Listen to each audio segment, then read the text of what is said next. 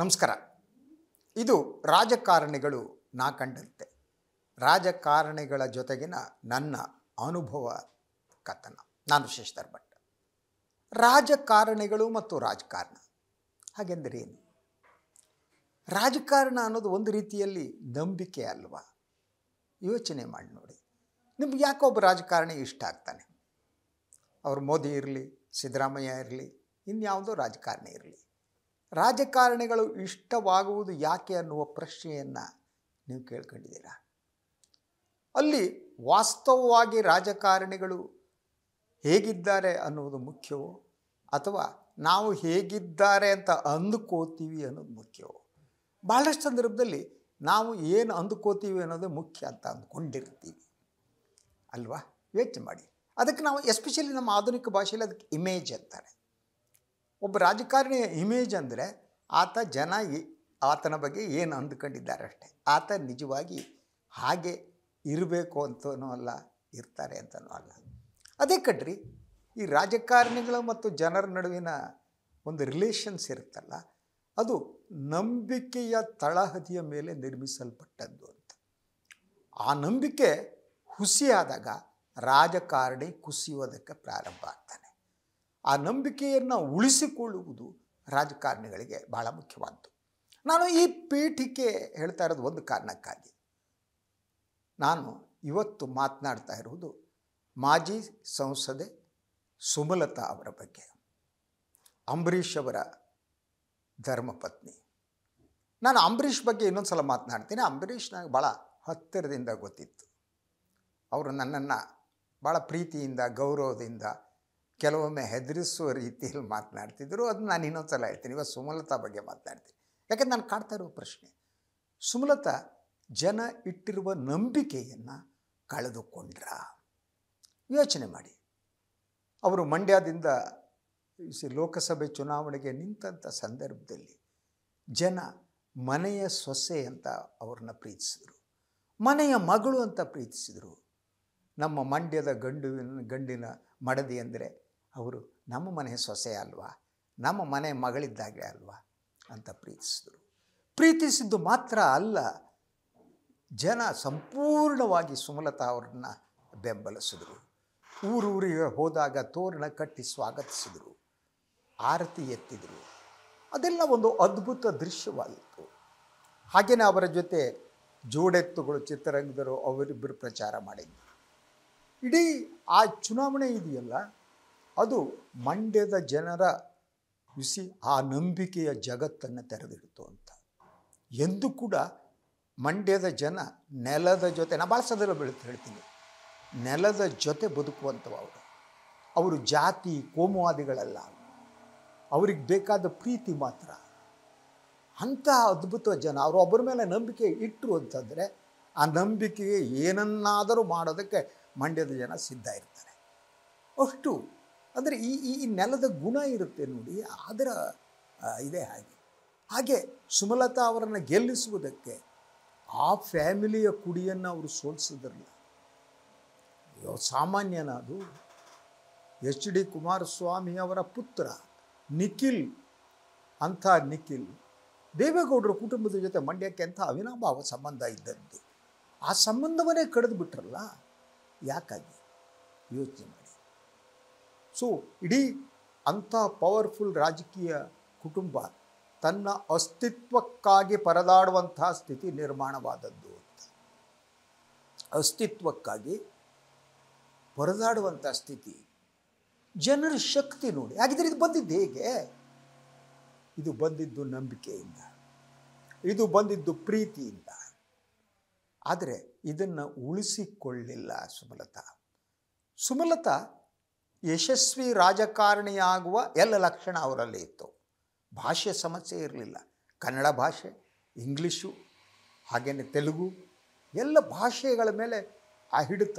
The way of communication is really good. ಸಂವಹನ ಮಾಡೋದು, ರಾಜಕಾರಣಿಗೆ ಒಬ್ಬ ಸಂವಹನ ಮಾಡೋದು ಭಾಳ ಮುಖ್ಯ ಕಣ್ರಿ. ನಾವು ಏನು ಹೇಳ್ತೀವಿ ಅನ್ನೋದು ಜನರಿಗೆ ತಲುಪಿಸ್ಬೇಕಲ್ವ. ಅದರಲ್ಲೂ ಅವರು ಒಬ್ಬ ಯಶಸ್ವಿ ರಾಜಕಾರಣಿಗೆ ಬೇಕಾದ ಎಲ್ಲ ಇತ್ತು. ಆ ಸಂದರ್ಭದಲ್ಲಿ ನಾನು ಅಂದ್ಕೊಂಡಿದ್ದು ಕರ್ನಾಟಕದಲ್ಲಿ ಈ ಮಹಿಳಾ ರಾಜಕಾರಣಿಗಳು ಏನಿದಾರಲ್ವ, ಅಲ್ಲಿ ಕಾಂಗ್ರೆಸ್ ಪಕ್ಷ ಇರಲಿ, B J P, J D ಎಸ್ಗಳು ಮಹಿಳೆಯರನ್ನು ತಮ್ಮ ಯಶಸ್ವಿಗಾಗಿ ಬಳಸ್ಕೊತಾ ಬಂದಿವೆ ಅಂತ. ಅಧಿಕಾರಕ್ಕೆ ಬಂದರೆ ಒಬ್ಬ ಮಹಿಳಾ ರಾಜಕಾರಣಿಗೆ ಒಂದು ಅತ್ಯುತ್ತಮವಾದ ಪೋರ್ಟ್ಫೋಲಿಯೋ ಕೂಡ ಕೊಡಲ್ಲ. ಮಹಿಳಾ ಮತ್ತು ಮಕ್ಕಳ ಕಲ್ಯಾಣ ಸಚಿವೆ, ಮುಗಿದೋಯ್ತು. ಅವ್ರಿಗೆ ಬೇರೆ ಪ್ರತಿಭೆ ಇದೆಯಾ ಇಲ್ವಾ ಅಂತಲೂ ನೋಡಲ್ಲ ಇವತ್ತಿನ ವ್ಯವಸ್ಥೆ. ಅಂಥ ಸ್ಥಿತಿಯಲ್ಲಿ ನಾನು ಅಂದ್ಕೊಂಡಿದ್ದು ಸುಮಲತಾ ಅವರು ಈ ಒಂದು ರಾಜಕೀಯ ಪ್ರವೇಶ ಇದೆಯಲ್ಲ, ಕರ್ನಾಟಕಕ್ಕೆ ಒಬ್ಬ ಒಳ್ಳೆಯ ರಾಜಕಾರಣಿ ಸಿಕ್ಕಂತಾಯಿತು ಅಂದ್ಕೊಂಡಿದ್ದೆ. ಆದರೆ ಅದು ಹುಸಿಯಾದದ್ದು ಹೇಗೆ ಅಂತ ನೋಡಿ. ಅವರು ಇದ್ದಕ್ಕಿದ್ದಾಗೆ ಅವರಿಗೆ ಬಿ ಜೆ ಪಿಯ ಬಗ್ಗೆ ಒಲವು ಶುರುವಾಯಿತು. ಮೋದಿ, ಅಮಿತ್ ಶಾ ಬಿ ಜೆ ಪಿಯ ಮೋಹದ ಒಳಗೆ ಅವರು ಸಿಲುಕೊಂಡು ಆಗ ಮಂಡ್ಯದ ಜನರ ಪ್ರೀತಿಯನ್ನು ಮರೆತುಬಿಟ್ರು. ಮಂಡ್ಯದ ಜನ ಅವರನ್ನು ಆಯ್ಕೆ ಮಾಡಿದ್ದು ರಾಜಕೀಯ ಪಕ್ಷಗಳ ಮೋಹದಿಂದ ಅಲ್ಲ, ರಾಜಕೀಯ ಪಕ್ಷವನ್ನು ಮೀರಿ ಅವರನ್ನು ಪ್ರೀತಿಸಿದ್ದು, ಗೌರವಿಸಿದ್ದು. ಯಾಕೆಂದರೆ ನಮ್ಮ ಮಂಡ್ಯದ ಗಂಡಿನ ಮಡದಿ ಯಾಕೆ ಅಂತ, ಮನೆ ಮಗಳು ಅಂತ.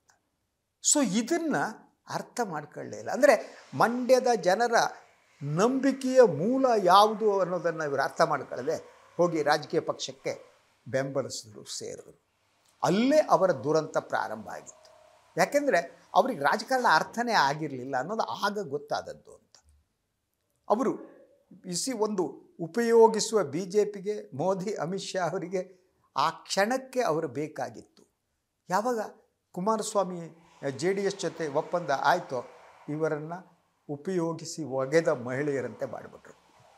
ಸೊ ಇವರು ಯಾವಾಗ ತಮ್ಮ ಕ್ಷೇತ್ರವನ್ನು ಬಿಟ್ಟುಕೊಟ್ರೋ, ಇವ್ರಿಗೆ ಇನ್ನೇನೋ ಮಾಡ್ತಾರೆ, ಇನ್ನೇನೋ ಸ್ಥಾನಮಾನವನ್ನು ಕೊಡ್ತಾರೆ, ದಟ್ಟ ರಾಜ್ಯಸಭೆಗೆ ಕಳಿಸ್ಬೋದು, ಇನ್ನೊಂದು ಪಕ್ಷದಲ್ಲಿ ಏನಾದರೂ ಒಂದು ಉನ್ನತ ಹುದ್ದೆ ಕೊಡ್ಬೋದು, ಇಂತಹ ನಿರೀಕ್ಷೆಗಳಿದ್ವು.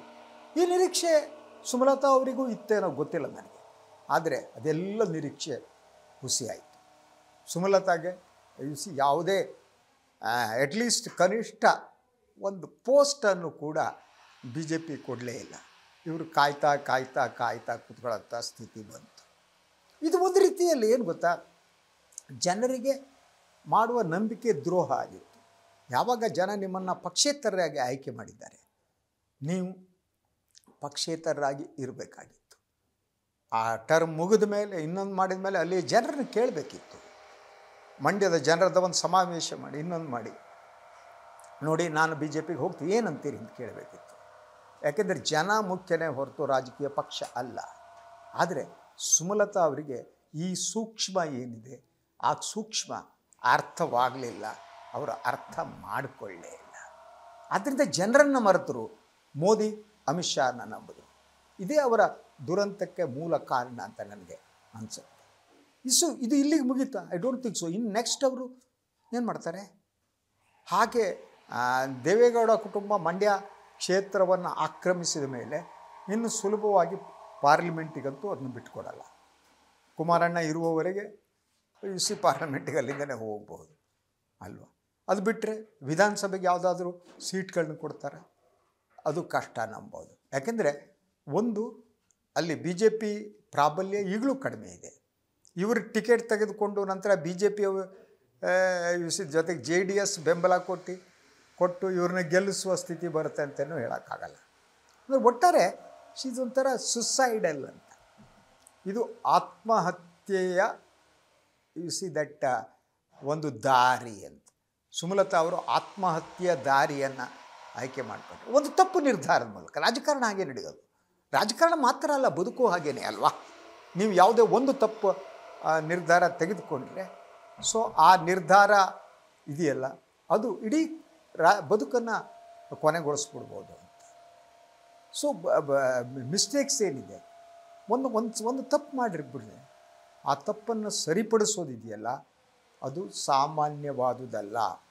ಇಟ್ ವಿಲ್ ಟೇಕ್ ಭಾಳ ಬದುಕಕ್ಕೆ ತಿರುವು ಪಡೆದುಬಿಡ್ತೀವಿ. ನೀವು ಎಷ್ಟೋ ಜನ ರಾಜಕಾರಣಿಗಳು ನೋಡಿ. ಆದ್ದರಿಂದ ರಾಜಕಾರಣಿಗಳು ಮತ್ತು ಜನರ ನಡುವಿನ ಒಂದು ನಂಬಿಕೆಯ ಸೇತುವೆ ಇರುತ್ತೆ ಕಣ್ರಿ. ರಾಜಕಾರಣಿಗಳು ಒಂದು ಕಡೆ ಇರ್ತಾರೆ, ಜನ ಒಂದು ಕಡೆ ಇರ್ತಾರೆ. ಆ ನಂಬಿಕೆಯ ಸೇತುವೆ ಯಾವಾಗ ಕುಸಿಯುತ್ತಲ್ಲ, ಕುಸಿದ ತಕ್ಷಣ ಆ ವ್ಯಕ್ತಿ ಇರುವವನು ರಾಜಕಾರಣಿ ಮುಳುಗೋಗ್ಬಿಡ್ತಾನೆ, ಕೆಳಗಡೆ ನದಿ. ಸೊ ಸುಮಲತಾ ಮತ್ತೆ ರಾಜಕೀಯದಲ್ಲಿ ಮುಂದೆ ಬರ್ತಾರೆ ಹೇಳೋದು ಕಷ್ಟ. ಆದರೆ ಅವರ ಮಾರ್ಗ ಸುಲಭ ಇಲ್ಲ. ಒಂದಂತೂ ನಿಜ, ಸುಮಲತಾ ನಂಬಿಕೆಯನ್ನು ಉಳಿಸ್ಕೊಳ್ಳಿಲ್ಲ, ಜನರ ಪ್ರೀತಿಯನ್ನು ಉಳಿಸ್ಕೊಳ್ಳಲಿಲ್ಲ. ಅವರ ರಾಜಕೀಯ ಲೆಕ್ಕಾಚಾರಗಳೇನಿವೆ ಅದು ತಪ್ಪಾಯಿತು. ಹೀಗಾಗಿ ಒಂದು ರೀತಿಯಲ್ಲಿ ಇದು ಪತನವೇ ಅಂತ. ಮತ್ತೆ ಮೇಲೆದ್ದು ಬರ್ತಾರ. ಪಾಲಿಟಿಕ್ಸ್ನಲ್ಲಿ ಭವಿಷ್ಯ ಹೇಳೋಕ್ಕಾಗಲ್ಲ, ರಾಜಕೀಯದಲ್ಲಿ ಭವಿಷ್ಯ ಹೇಳೋಕ್ಕೆ ಸಾಧ್ಯ ಇಲ್ಲ. ಆದ್ದರಿಂದ ಏನು ಬೇಕಾದರೂ ಆಗ್ಬೋದು. ಆದರೆ ಮತ್ತೆ ಅವರು ಎದ್ದು ಬರುವ ವಾತಾವರಣ ಈಗಂತೂ ಇಲ್ಲ. Let us wait and see. ಇದು ಇವತ್ತಿನ ರಾಜಕಾರಣಿಗಳು ನಾ ಕಂಡಂತೆ. ಇನ್ನೊಂದು ವ್ಯಕ್ತಿಯ ಬಗ್ಗೆ ಮುಂದಿನ ಸಂಚಿಕೆಯಲ್ಲಿ ಹೇಳ್ತೀನಿ. ಅಲ್ಲಿವರೆಗೆ ನಮಸ್ಕಾರ.